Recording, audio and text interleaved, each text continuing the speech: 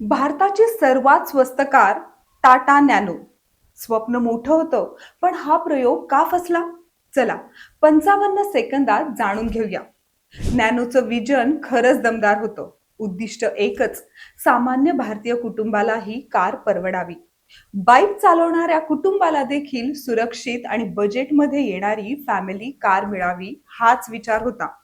पण सर्वात मोठी चूक झाली ती ब्रँड पोझिशनिंग मध्ये. एक चीपेस्ट कार हा टॅग ब्रँड इमेज घसरली. भारतात कार म्हणजे फक्त वाहन नाही, तर ती स्टेटस आणि प्रेस्टिज असते. स्वस्त कार म्हटल्यावर लोकांना वाटलं ही घेतली तर लोक काय म्हणतील. दोन सेफ्टी आणि क्वालिटी बद्दल शंका.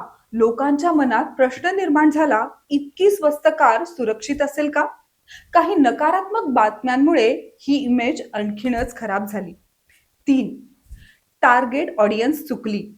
ज्यांना बाईकवरून कारकडे अपग्रेड करायचं होतं त्यांना नॅनो अपग्रेडच वाटली नाही, आणि ज्यांना सेकंड कार हवी होती त्यांनी नॅनो गांभीर्याने घेतलीच नाही. नॅनो वाईट प्रोडक्ट नव्हता, चुकीची पोझिशनिंग ब्रँडला महागात पडली. जर नॅनोला स्मार्ट सिटी कार म्हणून, स्टायलिश, आधुनिक आणि युवकांसाठी कम्प्युटर कार म्हणून मांडलं असतं तर आजची कथा कदाचित वेगळी असती.